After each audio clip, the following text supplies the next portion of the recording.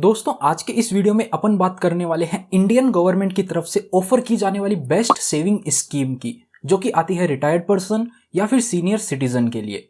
जिस स्कीम की अपन बात करने वाले हैं उसमें आप ना सिर्फ एफडी और बाकी डिपॉजिट से ज्यादा इंटरेस्ट अर्न कर पाएंगे, बल्कि आपको इनकम टैक्स के अंदर भी बेनिफिट देखने को मिल जाएगा। इस सेविंग स्कीम में आपको मिलता है सबसे ज्यादा इंटरेस्ट रेट, वो भी पूरा का पूरा अमाउंट रिस्क फ्री, बिना किसी रिस्क के आपका पूरा का पूरा पैसा गवर्नमेंट ऑफ इंडिया के पास में सेफ रहता है।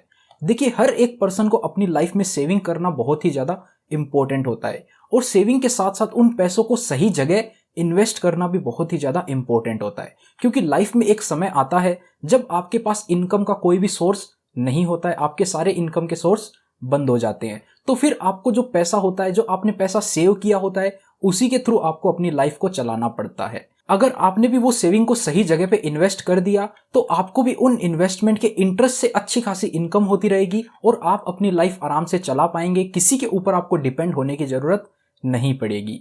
इसी को ध्यान में रखते हुए आज के इस वीडियो में हम बात करेंगे सीनियर सिटीजन सेविंग स्कीम की, यानी कि SCSS के बारे में। कंप्लीट इंफॉर्मेशन आपको इस वीडियो में मिलेगी, जैसे कि इससे रिलेटेड सभी रूल्स, जैसे कि कौन कौन इसमें इन्वेस्ट कर सकता है, कितना पैसा आप इन्वेस्ट कर सकते हैं, मिनिमम और मैक्सिमम अमाउंट की बात करेंगे। लेटेस्ट इंटरेस्ट रेट क्या है 1 जुलाई 2022 से, कितने समय के लिए आपको इसमें अपना पैसा इन्वेस्ट करना पड़ेगा, और अगर आपको बीच में पैसे की जरूरत पड़ जाती है तो क्या आप इसमें से बीच में पैसा निकाल सकते हैं या फिर नहीं। और साथ ही बात करेंगे इनकम टैक्स रिलेटेड क्या क्या बेनिफिट आपको देखने को मिल जाते हैं, और लास्ट में देखेंगे कितना पैसा जमा करने पे आपको कितना रिटर्न मिलता है। अगर आप एक सीनियर सिटीजन नहीं है तो भी आप इस वीडियो को जरूर देखें, क्योंकि आपकी फैमिली में या आपके परिवार में कोई ना कोई एक सीनियर सिटीजन हो सकता है, आपके पेरेंट्स या फिर आपके ग्रैंड पेरेंट्स। तो उनके लिए आप अच्छी रिटायरमेंट प्लानिंग कर सकते हैं। मेरा नाम है राकेश, आप देख रहे हैं बैंकिंग बाबा यूट्यूब चैनल। तो चलिए आज की इस वीडियो को शुरू करते हैं।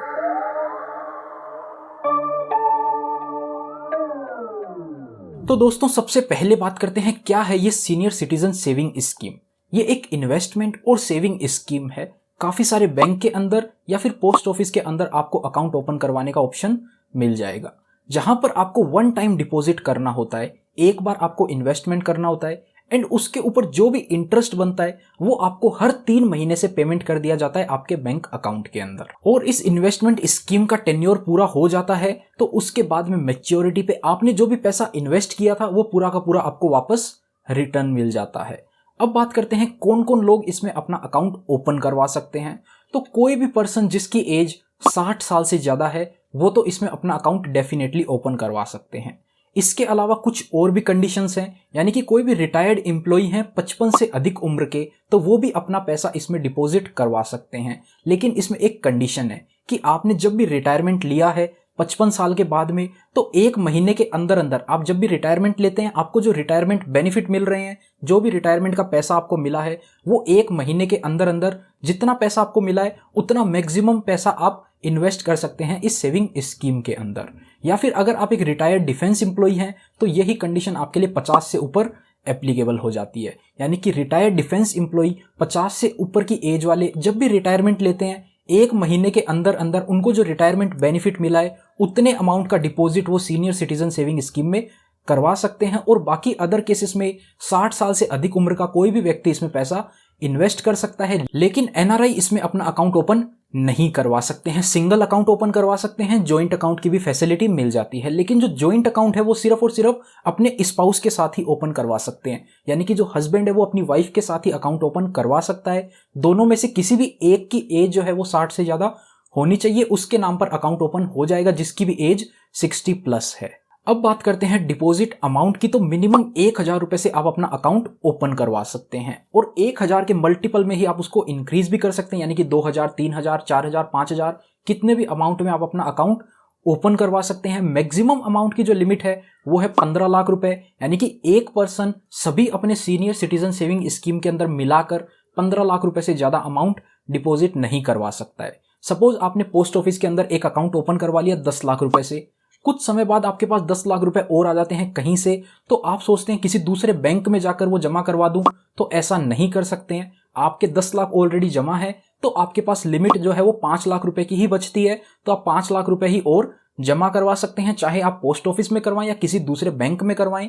मैक्सिमम एक पर्सन 15 लाख रुपए ही जमा करवा सकता है। और गलती से आपका कहीं भी ज्यादा अमाउंट जमा हो जाता है तो जैसे ही किसी की नोटिस में आता है वो रिटर्न कर दिया जाएगा, आपको एक्सेस अमाउंट, आपका वो अकाउंट क्लोज कर दिया जाएगा और उसके ऊपर जो इंटरेस्ट मिला होगा वो भी आपका कम कर दिया जाएगा। सेविंग अकाउंट के रेट पर ही आपको इंटरेस्ट दिया जाएगा।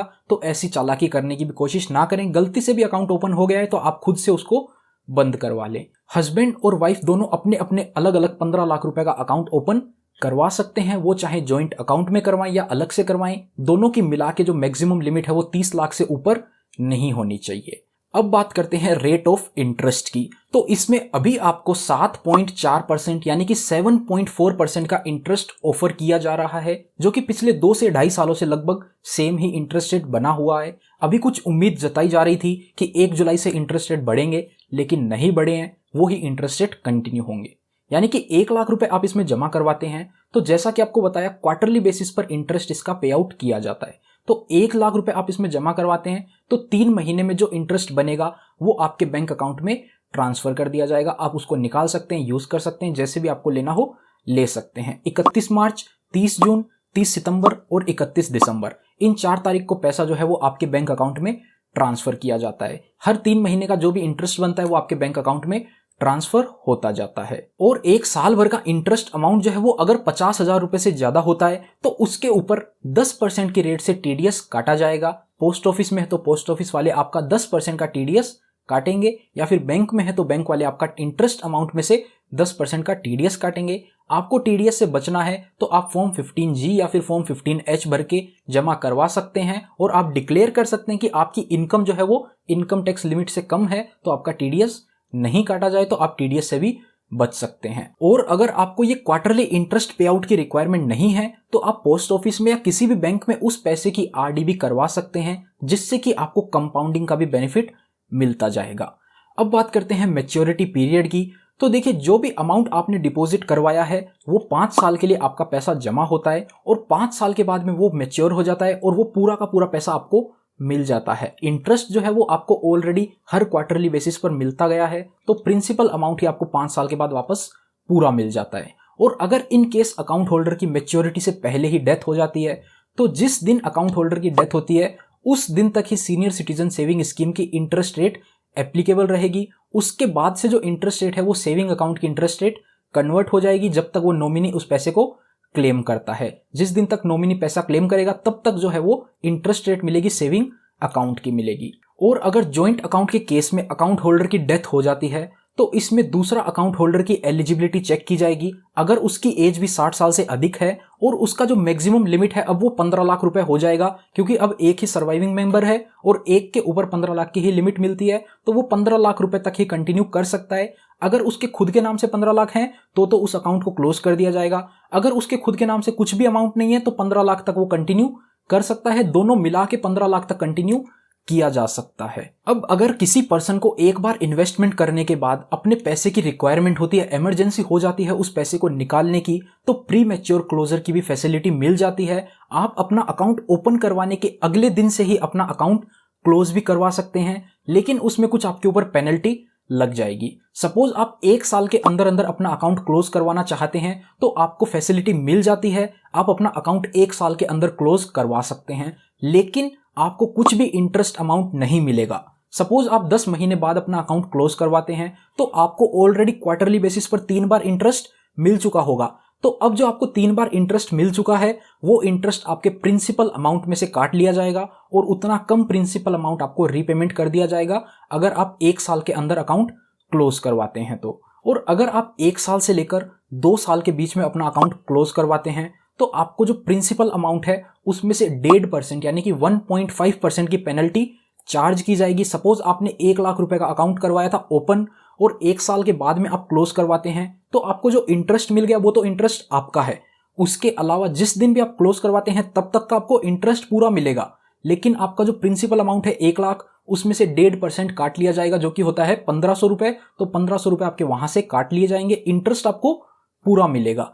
और वहीं 2 साल से लेकर 5 साल तक आप अपना अकाउंट क्लोज करवाते हैं तो प्रिंसिपल अमाउंट का 1% आपका चार्ज लगेगा, यानी कि 1 लाख पर 1000 रुपए का आपका अमाउंट काट लिया जाएगा और जिस दिन क्लोज करवा रहे हैं तब तक आपको 7.4% अभी का रेट है तो इस रेट से इंटरेस्ट मिलता रहेगा। एंड 5 साल कंप्लीट हो जाने के बाद में आपका अकाउंट ऑलरेडी मैच्योर हो जाता है तो आप अपने पैसे को बिना किसी पेनल्टी, बिना किसी चार्जेस के पूरा ले सकते हैं। या फिर आप उसको एक्सटेंड भी करवाना चाहते हैं, रिन्यू करवाना चाहते हैं तो उसका भी आपके पास ऑप्शन हो जाता है। यहां पर आपके पास 2 ऑप्शन आते हैं बेसिकली, या तो आप फॉर्म नंबर 3 फिल करके अपने अकाउंट को बंद करवा लें और दूसरा फॉर्म 1 फिल करके फिर से अपना अकाउंट ओपन करवा लें। नया अकाउंट आपका 5 सालों के लिए दोबारा ओपन हो जाएगा। या फिर आप डायरेक्ट फॉर्म नंबर 4 फिल कर सकते हैं, जहां से क्या होगा, आपके अकाउंट को एक्सटेंड कर दिया जाएगा 3 और साल के लिए। अब एक्सटेंड करवाने का क्या बेनिफिट है कि आप जो भी अपना अकाउंट एक्सटेंड करवाते हैं उसमें 1 साल तक तो आप उसको क्लोज करवाएंगे तो आपको कुछ भी इंटरेस्ट नहीं मिलेगा, लेकिन 1 साल के बाद अगले 2 सालों में आप कभी भी क्लोज करवाते हैं अपना अकाउंट तो आपके ऊपर कोई भी पेनल्टी नहीं लगेगी। आपका जितना अमाउंट बनेगा इंटरेस्ट का वो पूरा का पूरा आपको क्लोजिंग वाले दिन तक पे किया जाएगा। लेकिन आप नया अकाउंट ओपन करवाते हैं तो उसके ऊपर आपको ऑलरेडी पेनल्टी बता दिया कितना पेनल्टी लगेगा, तो इसीलिए एक्सटेंड का फीचर दिया जाता है। 3 साल के लिए और एक्सटेंड करवा सकते हैं। टोटल आप 5 + 3 यानी 8 सालों के लिए अकाउंट कंटिन्यू कर सकते हैं। मैच्योरिटी के बाद में आप दोबारा इन्वेस्ट करना चाहें 8 साल के बाद कर सकते हैं, कोई भी इसमें रेस्ट्रिक्शन नहीं है। वन टाइम पे आपका मैक्सिमम 15 लाख रुपए से ज्यादा इन्वेस्ट नहीं होना चाहिए। टैक्स बेनिफिट की बात करें तो जिस साल में भी आप अपना पैसा इन्वेस्ट कर रहे हैं उस साल के अंदर आपको सेक्शन 80C के अंदर 1.5 लाख रुपए तक की डिडक्शन मिल जाती है। वहां पर आप बेनिफिट ले सकते हैं। ये जो SCSS यानी कि सीनियर सिटीजन सेविंग स्कीम है ये 80C की डिडक्शन के लिए एलिजिबल होती है, तो आप इसको भी यूटिलाइज कर सकते हैं अपनी 80C की डिडक्शन के अंदर।